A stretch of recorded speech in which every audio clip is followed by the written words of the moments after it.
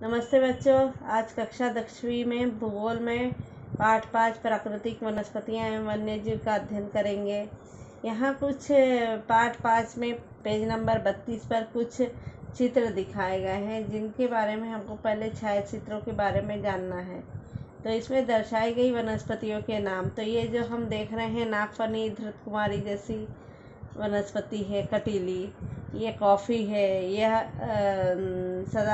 ये सागौन के वृक्ष है, ये मकाओ जैसा एक पक्षी है, और ये चीता है, और ये बड़ा अजगर है नाकुंडा जैसा, इस प्रकार का। तो ये वनस्पतियाँ ब्राज़ील में भी पाई जाती है, तो भारत में भी पाई जाती है। अब ये हमने इन प्रश्नों के उत्तर तो देख लिए हैं। अब उपरोक्त छायाचित्र पर चर्चा आपको करना है, पर इस समय आप लोग घर में हो तो कर नहीं सकते हो। अब इनके नाम ढूंढने का हमको प्रयत्न करना है, और ये ब्राज़ील में मिलने वाली वनस्पतियों की विविधता के बारे में हमको जानकारी लेना है। ब्राज़ील में वृष्टि, वनस्पति और प्राणियों के प्रकार, भू आकृति की आड़ी छेद दिखाई गई है। नीचे ये जो आकृति है इसमें दिखाई गई है, आकृति 5.2 में। उत्तर से दक्षिण की ओर जाते समय उपरोक्त घटकों में पड़ने वाला ब्राज़ील में वृष्टि, वनस्पति और प्राणियों के प्रकार, भू आकृति की आड़ी छेद दिखाई गई है। ये है आकृति 5.2।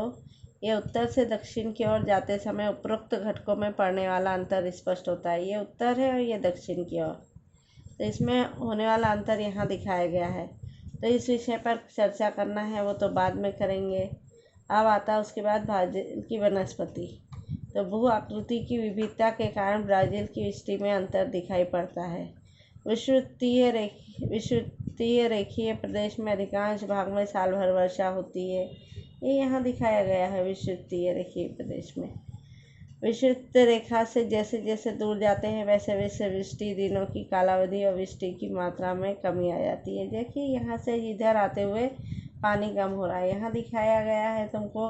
देखिए इस भाग में दिखाया गया है 1600 से 2000 मिलीमीटर तक वर्षा। यहाँ उष्णकटिबंधीय वन है, विषुवतीय भाग है ये, हाँ, और यहाँ विविध प्रकार के प्राणी भी पाए जाते हैं।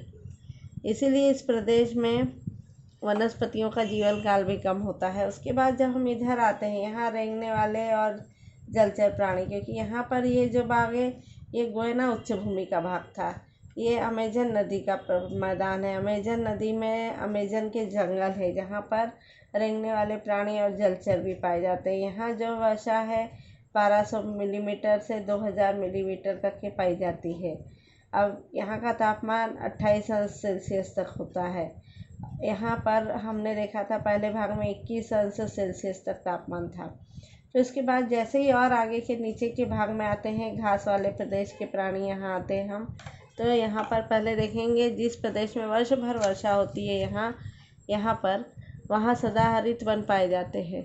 जिस प्रदेश में सीमित समय में वर्षा होती है वहाँ वनों का घनत्व तो कम होता जाता है। वनों के स्थान पर विविध प्रकार की घास, झाड़ियाँ, कटेली वनस्पतियाँ पाई जाती है। ये देखिए यहाँ ज़्यादा है वर्षा, तो यहाँ पर सदाहरित वन। जैसे जैसे इधर आ रहे हैं वैसे वैसे वर्षा कम होते जा रही है।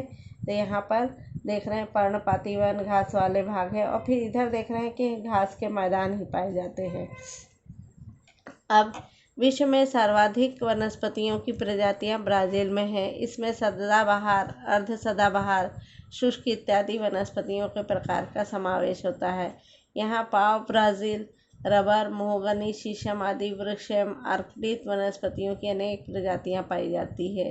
क्योंकि यहाँ हम जो देखते हैं अमेजन के जंगल, वहाँ पर सबसे ज़्यादा वन संपदा है, और पूरी दुनिया में सबसे ज़्यादा घने वन यहीं पाए जाते हैं। इसलिए यहाँ वनस्पतियों के अनेक प्रकार पाए जाते हैं। इसमें यहाँ हमेशा पानी बरसता है, इसलिए सदाबहार वन भी है, अर्ध सदाबहार वन भी पाए जाते हैं। और उस नीचे इधर जब आते हैं तो शुष्क वनस्पति भी है।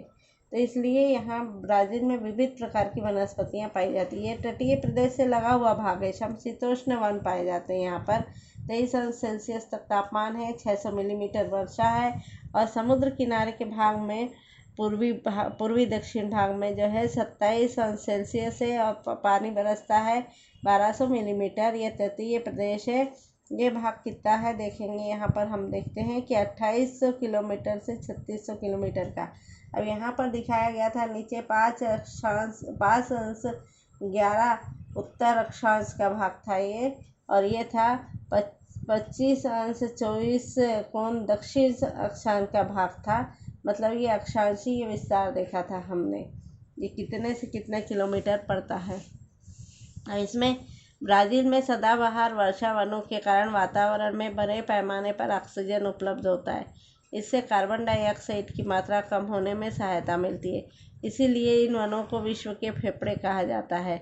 ये जो अमेज़न के जंगल है, यहाँ पर हमेशा घने जंगल होने के कारण सदाहरित वनस्पति पाई जाती है। यहाँ वर्षा होती ही रहती है। इन जंगलों के कारण बड़े पैमाने पर ऑक्सीजन उपलब्ध होता है, इसलिए इन अमेज़न के जंगलों को विश्व के फेफड़े कहा जाता है।